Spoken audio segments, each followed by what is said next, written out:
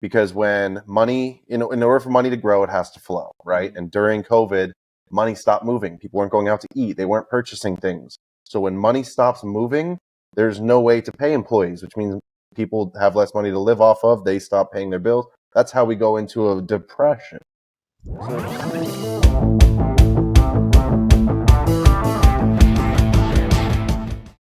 Well, Tanner, we're back at it. This time we decided to dress up as twins. That's right. Looking like we planned this. Yeah. Go out in public, can't even tell the difference, right? Yeah. So, kind of wanted to jump in today, and I had a question that's kind of been on my mind. Want to see your opinion on it. What is money? Or another way to ask this is money even real? No, Okay. It's made up. The government just prints more of it, so it's imaginary. That is true.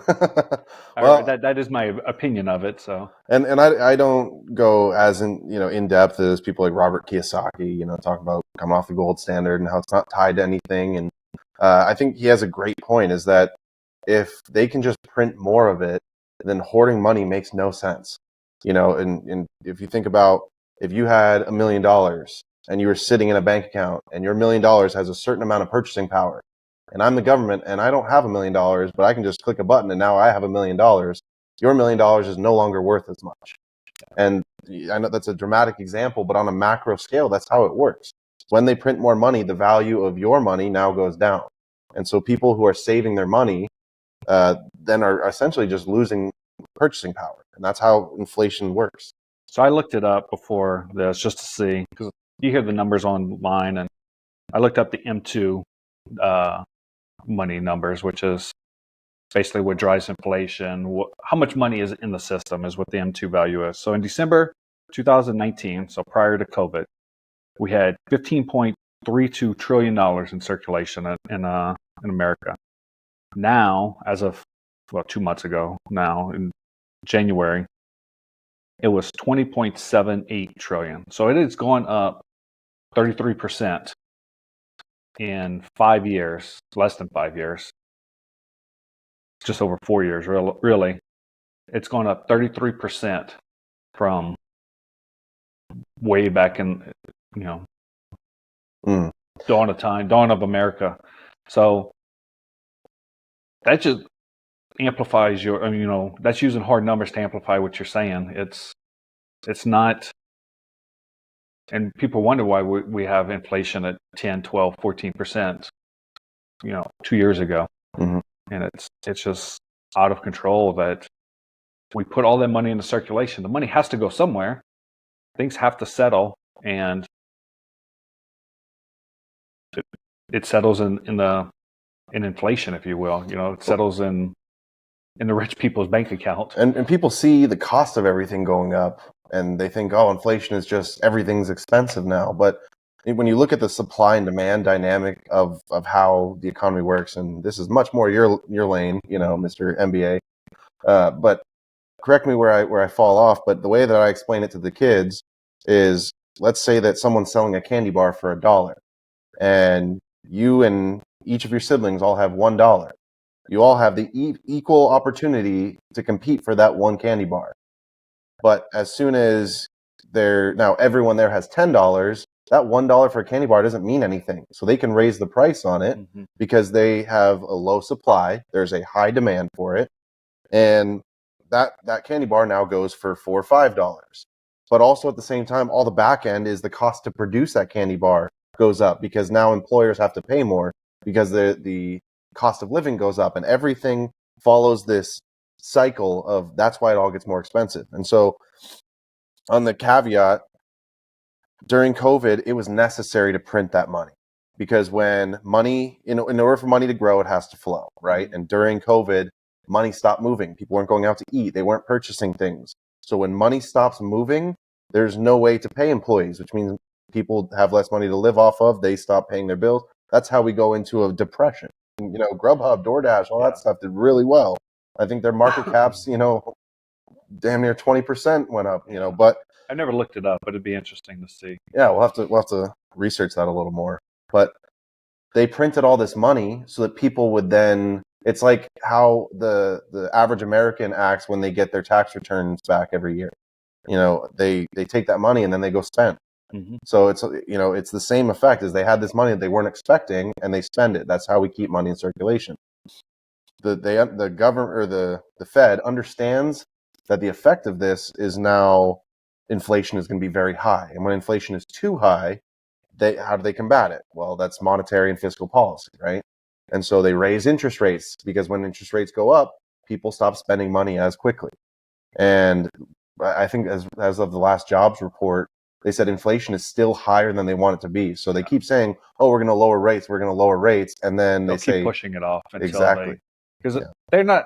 I don't remember the exact numbers, but they weren't that far off though. I think they were like 0.5%, 0.75% higher than they wanted, from what I remember. But right. I didn't study the numbers. So you were talking about a candy bar and a dollar and all that stuff, and this might have been from one of the classes I took, but the scenario, and I never really thought about it. So you go to the store and you get in your car, you drive to the store, you spend an hour shopping, you buy that candy, candy bar being one of the things you took you an hour to buy. You spend $1 on that candy bar and you come back home, and I show up at your house and I knock on the door and I'm like, "Hey, I'll buy that candy bar from you for $1." Would you sell that to me for $1, or is it worth more to you at that moment in time because the hour you spent, the gas money you spent, is it worth more to you? Or would you sell it to me for the same price that you had just bought it for? Probably not. I mean, but that goes into what is money. Well, I mean, all that money is a bartering system. It's a value, and that's what I was getting at. Like, when you buy or sell something, it's a value. What is it worth to you versus what is it worth to me? Mm-hmm. And it's not. There's no tangible thing. Like, if I want to trade you a bucket of bananas for a candy bar, we can do the same thing. Absolutely. So it's really nothing. Like, it's whatever is the value to you. So way back in the day, farmers and stuff, they had to mend their own clothes. They had to milk the cows. They had to grow the wheat. They had to do all this stuff. Well, then they realized, well, I'm good at planting corn. You're good at planting wheat. He's good at cattle. So why don't we just let him do all the cattle? He do all the wheat or whatever I said, and corn for me. And then we trade. Mm-hmm. And there was no money per se, but there was trade. And that's really all money is. You said something at the beginning, and I guess I would argue with you slightly on this. You said money isn't backed by anything. The thing that backs the American dollar is American military and American ingenuity, if you will. Like, just our history. I say history, and we're only 250 years old, roughly. But well, it used to be the world's currency. Yeah, I mean, technically it still is, but they're trying to. There's the yen, right? The yen's well, it's still everything's traded on the dollar, but I can't remember. There's a handful of countries that they basically have this other currency. I'll have to look it up and maybe talk about it another time. But they're moving, trying to push the dollar out. Which, well, explain here in America. What does that mean? Especially from the global economic point of view of the dollar, the U.S. dollar being the world's currency. What does that even mean? Well, I mean, as the world's currency, and everybody's trading on it, like you said, money has to move. So American dollars are flowing. It's not in America. Like, when you buy something, you buy something on Amazon. Amazon buys it in China, Taiwan, India, whatever. So they attach a value to what they're buying based on U.S. dollars. Based on U.S. dollars. Well, the U.S. dollar isn't the world currency anymore. That means we have to buy into something else, to another currency, to trade on the world stage, and it will dramatically deflate the U.S. dollar. Not only is it going to deflate the U.S. dollar, but there's so much loans out, if you will. Like, our debt is owned by other countries. So China owning quite a bit, other countries owning some too, EU owns some, but it'll be real interesting. Why can't we do the same thing with currency? My assumption is because other currencies fluctuate so much. Am I correct in that? These people are like, That's the world of finance is so large. Mm. Right? These people are experts in economics. They're experts in stock. They're experts in uh, business. Like there's so many different facets of business or finance that you can be a stock trader, you can be a CEO of a company, or Mm. economic or economist in a So school and then, all so that. then, with that, if the person who's leading this country has so much influence over the growth of the country, should they be business minded or should they be more attorney minded? Because I know some phenomenal attorneys that probably don't know a lick of business, but I also know some business people that are not polished, and sometimes they run for president. So Insert controversy here. yeah, I would say a good attorney should be bad at business. Hmm. And why I say this is, if you have a good attorney, they're going to tell you every way that your business is going to fail. They're going to tell you There's a every few way. ways. Yeah, they're going to tell you every way that your marriage is going to fail. Whatever they are, Yep. like civil, they're going to tell you why you're going to jail. Their job is inherently pessimistic. It is like they are risk adverse, Mm. and that's their job. If they're a good attorney, I would argue they're bad at business. Mhm. But Well, and typically most politicians are attorneys, right, or former attorneys. So if someone is running for the highest office in America, America is a big business, right? It is a corporation. And so shouldn't the person running that be business minded? Or what are your thoughts on that? but it's a building block. Like they learn whether they're a business minded person in history or Mhm. they start off at the local level and move up state. I think they build the skills. Same thing in the military. Like you go in, you learn your job as Mhm. vehicle maintenance, aircraft maintenance, and then next thing you know, 10, 15, 20 years later, you're running Push the whole paper. show. Yep. Um, Mhm. so Well, and I it's also the same agree that thing. I think that, I mean, a president should have had to serve in the military. I personally believe that everyone, at 18 should serve a year or two in the military. Like, do you remember who you were at 17 years old? And then that transition into being, I try not to think about the guy. semi-responsible. I think that that's a huge character building, and men and women alike. Like, I think they could benefit by serving the military. But for a president to have that experience to say, they did serve in the military, they did run businesses, they did learn law. Yeah, but we'll use Bush Jr. as an example. Like he served in the military as a fighter pilot. Hmm. He had some cake job that was, political. Hmm. Like he went in there, Air Reserve or Air Guard or whatever. He did his minimum tour. You know, Hmm. it just becomes a check mark at that time. Yeah. So I don't know. You can argue it both ways. So Hmm. you start making things a requirement, people are just going to do the minimum to get their requirement. Yeah. Yeah, I can see that. So, and I mean, I'm not trying to knock Bush. He did serve. He did Hmm. 4 years, 6 years, whatever he did. I don't know how long he did. Never looked into it, but he did something. Hmm. But then you got the John McCain's on the other end. But like, I think a lot of people look at John McCain and he was a Hanoi Hilton or something. I forgot where he was POW. Hmm. But he had a rough career before that. Like he was on that fire, the Forest big. fire. Is that what it was? Yeah, my father-in-law was on. It was a USS Forrestal. Yeah, so that was the largest fire, I think like peacetime fire or something. Hmm. John McCain was like brand new on the ship and was one of the people that helped. I think he was on the deck whenever it happened. By the way, So I'm not making light of a tragedy. yeah, I've met people that actually, when we did a trade show last week, there was a gentleman that came in and he was on Forrestal before the fire got off. My nephew was on during the fire. And so I do, I mean, it's a very serious thing that happened. But, well, so on the talk of currency, I mean, we agree that it's bartering. I'm sure you've heard the story of the paperclip for a house.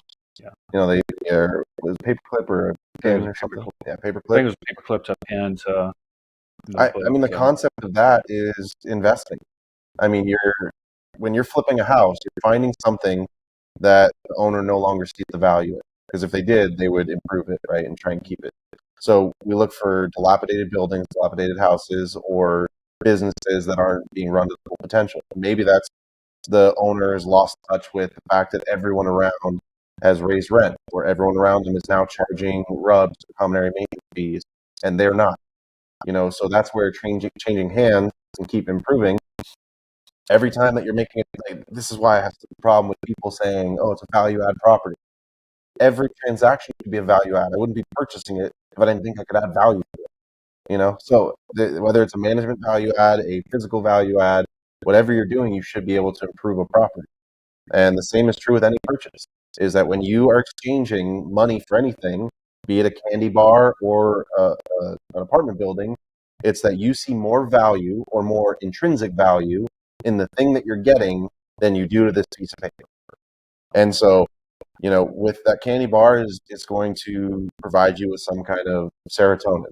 And with an apartment building, it's going to provide you with a headache, and you just have a glut of punch. That is true. So I heard an analogy a while back of money to oxygen. Like, we said money doesn't exist. Like, it's just, there's always an abundance of money. It's never going anywhere. The United States of America is never going to run out of money.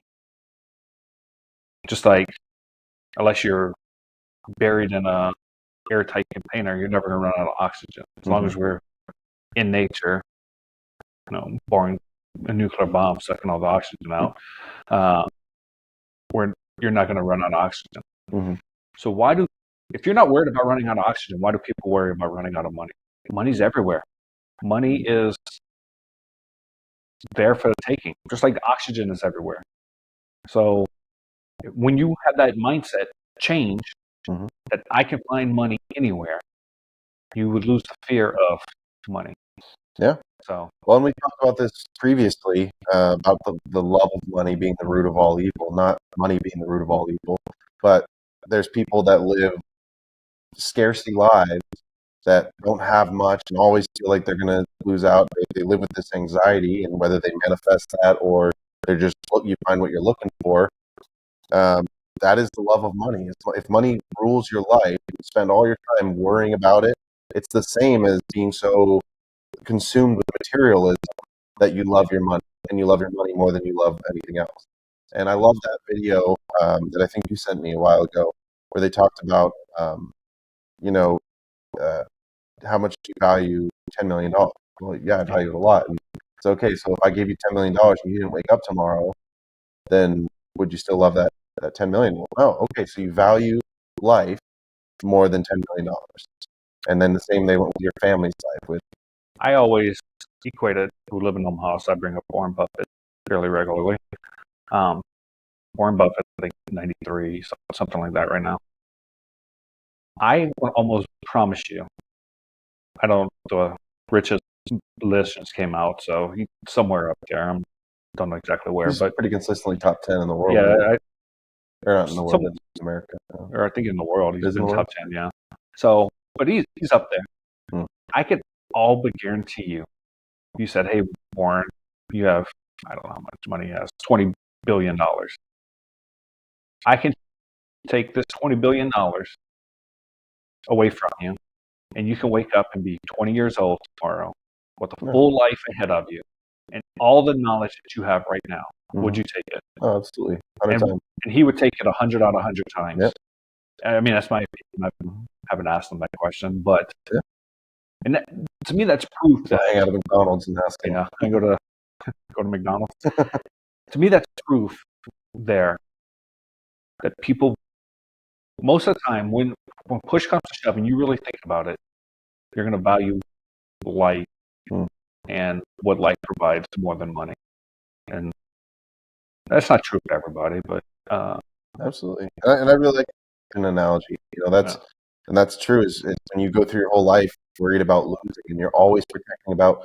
Also, we said, you're always thinking about, I'm going to lose my money. Then that's what you're going to find. You're going to find opportunities to lose your money. But if you just focus on the growth and on abundance, then that's what you're going to find is abundance. Like, there's so much more. Like, I don't know anything about office. I don't know anything about industrial. I don't like. I've never walked an industrial building. I've been in office buildings, and like other than that, like I don't know much about them. And there's just so many different facets of money, so many different facets of real estate. Just everything. You just need to realize that I don't know, and I could try to learn as much as I can, but I'll never be completely there. And case in point, Henry Ford with Ford, like he had all those, I think it was news people coming in and interviewing him. They'd ask him a question, he'd hit a button, and call somebody in, and finally they called him out on it. Like, you're here running this company, but you don't know anything. It's like, I don't need to know everything. Like, I just need to know how to hit the right button to get the right person here that knows it. Because you'll never know everything about finance. You'll never know everything about real estate, business, investing, love, marriage, family. Like, it's all a growing process. So, yeah, I have one thing I like to. I've alluded to this before, but I like to write things on the mirror, just as reminders and different quotes and positive stuff. And one of the ones that I have is that you have to standardize before you can optimize. And I think that goes a lot to what you just said, is that people try and jump right in thinking that they can do all things and be all things. And I'm going to buy a short-term rental here, and then I'm going to buy an apartment building here, and then I'm going to buy this commercial space. I'm going to buy this land. I'm going to do this. You try and dabble in everything. And what's the Park and Rec quote? They don't half-ass things, whole-ass things. And people try and half-ass a million things. And you wind up finding that you can't even do it half as good when you're doing this many different things. And so I saw, and I don't know if you thought, someone that we work with in town posted on LinkedIn a strategy where a guy in a different market, he doesn't stick to, I only do office. And in the world of commercial real estate, typically brokers will have one primary sector that they focus on, and then a secondary that they'll dabble in. There's a lot of synergy between certain. But this one guy in particular, he doesn't specialize in any particular sector. He specializes in one area of town. And he is just the expert in this area of town, and he probably does more volume than I'm like. But that's been his niche. So it's standardized before you optimize. Because I standardize the way he standardized the way that he does business in this particular area and sets his parameters. And I'm sure, like we all look at scarcity as, if I'm a commercial real estate agent and a residential lead calls me and says, "Hey, can you list my house?" I'm going to say, "Yeah, I can list your house," because I don't want to lose out on that potential income. And in reality, what I wind up losing is my time and my stress, because I'm dabbling in something that I'm not an expert in. It would be more worth my time to refer that out to someone who is an expert. Luckily, my wife is, so I can, but refer it out to someone who is more of an expert in that area than trying to take it off myself. And that is the growth mentality. So that's a funny story along that. A couple of days ago, I was at the RIA here in town, and I was talking to somebody, and I was talking about my one of my flips, and the agent was like, "Oh, how you listening?" I was like, "Oh, I got my license." I was like, "But I don't even know if I want to list my own stuff. Like, I don't know if that brings me the energy and the joy of doing it. Like, I'll do a couple to learn and stuff like that, but I want to focus on commercial side of things." And even though I have the ability, I have MLS access, I can go and I can, fill out a .loop, drop it in there, and do all that stuff. It doesn't give me energy. It doesn't make me happy. Doesn't fill your cup. And I don't even know if I'll list my own stuff, much less somebody else's. Like, obviously, if I have a buddy or someone that wants to look at a house, like, hey, they got this house down the street, we're thinking about buying it or whatever, I'll go unlock it. I'll take my little cell phone, hit the button on there, and unlock the door, schedule it. But I don't want to go show 20 houses. I don't want to put in 20 offers. Like, no, it just doesn't fill my cup, like you said. And I think that's what business is all about. Find that one thing that you're good at, the two things that you're good at, and hiring out for the rest. Absolutely. just like we started off with money. Like it's not something that's there for me. So why would I make something up that's not there? Focus on your Yeah. strength. Well, and for me, it was like I would completely agree with everything you just said. I think I had a light bulb moment when I learned about the Pareto principle. And at the time, when I was a new real estate agent, I was out there showing, 10, 20 properties a week. And I just we call them Pop-Tart agents because they're just constantly, oh, you like this house? No. You like this house? No. You like this one? And that's all you're doing is you just keep showing them. And for some people, they're great at that. They can find the perfect fit for the first time And home buyer. it may bring them energy. Like, Yeah, absolutely. so. And I know people that they can go do a listing and they'll make cookies for their listing and they'll give out cards and they'll, do all these things for people and they'll be out knocking on all the neighborhood, doors saying, "Hey, you got any family who wants to live in the neighborhood?" That does not fill my cup. That gives me anxiety. Going out and door knocking, cold calling. I mean, I don't mind cold calling as much anymore, but I don't want to do all those things. And so what I found is that I was trying to do all these different transactions, and sure, I made really good money, especially coming off an E5 salary in the military. I made my year's paycheck in the military in my first month in real estate, and so I was like, "Oh, this is great." But I got so burnt out of just showing houses to people who didn't like the color of the walls. They didn't offer on the house. Showing to walls, like it's I don't understand that. I don't understand the emotion $30 behind gallon. it. Oh my gosh, I will paint this right now if you sign this offer, but in reality, there's a lot of emotion involved in it, and I don't understand the emotion of buying real estate. For me, it's very numerical. I think about it as an investment. It's like you want your money to grow because you see more value in this property than you do in your money. I get, here's the pro forma as to what I believe that your money will be worth in 5 years, 10 years, 15. It's just logic at that point. There's no emotion behind it. Do you want to do this or not? So, anyways, to wrap that story up, I found that my 80% of my time was being spent on these smaller single family properties that I'd have to show 15 or 20 of them, and I got my metrics down to a T. I'd have to show 15 of them to get someone to write an offer. And I even tried working it backwards where I would go walk 15 properties and market those to all of my buyers. And I found the statistics were very close to if I showed one person 15 properties. So what I found is that I'm spending 80% of my time doing something that just stresses me out and that I don't enjoy. And that the other 20% was apartment buildings and commercial spaces. And that was making me 80% of my money, but it was spending 20% of my time. So what I did is and it's still a work in progress. I definitely still have stuff that trickles through, but I eliminated a lot of the single family stuff and focused on the commercial stuff. And now that 20% can be much larger than all of the money that I'm missing out on by not taking those, single family transactions. Yeah, it's a lot of people get into investing as a something they do, like they invest in the stock market. Like, oh, I watched the Sunday Money Channel and made a couple decisions off from there. Or, they're looking up stock markets or crypto or whatever in their off time versus a business. Like I look at this as a business. For me, I've always started off. This is a business. I'm scale it as a business. It's planning as a business. I'm setting everything up, systems, processes as a business. So eventually, I want to, even if I continue flipping for years, I don't want to be in the grind of like after we're done with this, I got to go check on a flip property. After I check on the flip property, I got to go walk another one that I'm buying here in a week and do a video out to contractors and get a quote and all that stuff. So it's how do I scale out of that it's not time consuming? So how do you differentiate between having a business plan and investing correctly versus shiny objects?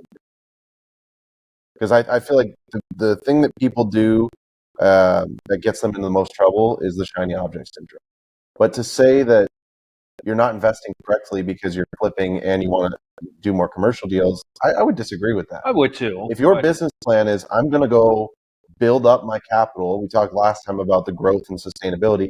I'm going to build up my cash pile by flipping houses. and I'm going to take that cash and park it into triple net commercial that's going to provide me with long-term wealth, great, then do that.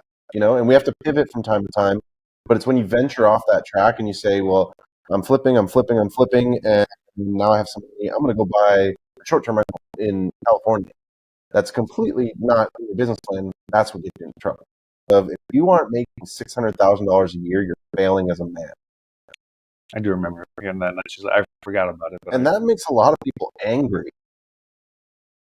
But I mean, with 7 kids and a very expensive tasted wife, I understand that. That's something that I strive for. I look forward to, in the next few years, I'm making $600,000 a year, because I feel like I will hit the iceberg of being able to provide for my family, because that's what I need to do to provide the lifestyle that my family, deserves and wants. I need to be making that kind of money. But I will never tell a client that they are a failure because they don't want to live that same lifestyle. And the way that I advise my clients is similar to what a financial advisor does when they sit down with someone. They say, well, what's your retirement goal? Someone says, well, I just want $3,000 a month. $3,000 is, divided by a 6 or 7% return. That's what, $1.2 million? Did I do that quick math? Right. 1.8? Yeah. So build up your cash pile. So you have 1.8 invested in the market. Whether you're investing it in real estate, you're investing it in bonds, whatever you're putting it in, in the stock market, whatever. If you have that much cash moving, and you can live off that money the rest of your life. The wrong way to do it is to save up your money your whole life, and then retirement is just spending all your money and hoping that you don't outlive your money, because that's the biggest fear amongst the elderly, is that they outlive their money. But if you have $1.8 million, and that sounds like a ton of money, but $1 million is like $1,000. It's the even they're talking about raising the accreditation standards, because making $1 million or having $1 million net worth is not as difficult as it once was. I mean, you buy 4 properties at $250,000 a piece and spend the next 15 years paying them off. In 15 years, you will have a net worth of about $1.5 million. It's not entirely difficult to do. Higher than that, I think they would appreciate more than that. I'm sure it would, yeah. But my point being is that if you have that kind of money parked in the marketplace and you're living off the dividends, then you're set. The people that hoard cash, like we talked about earlier, is the value of the money. That money is what losing value every year, and eventually it will go away. Things will get so expensive that you're going to run through your cash pile faster. And then what happens when you run out of money? SOL. Then money. You're going to go back to work at 92 years old? But money's not real. It's not. It's a figment of our imagination. So why are you running out of money in 92? Well, if you don't have your money working for you, and and I say that your money is out in a place providing more value than it can sitting in a couch cushion or bank account, then I mean, if we treat every dollar like an employee, then that employee's job is to go out and make more dollars.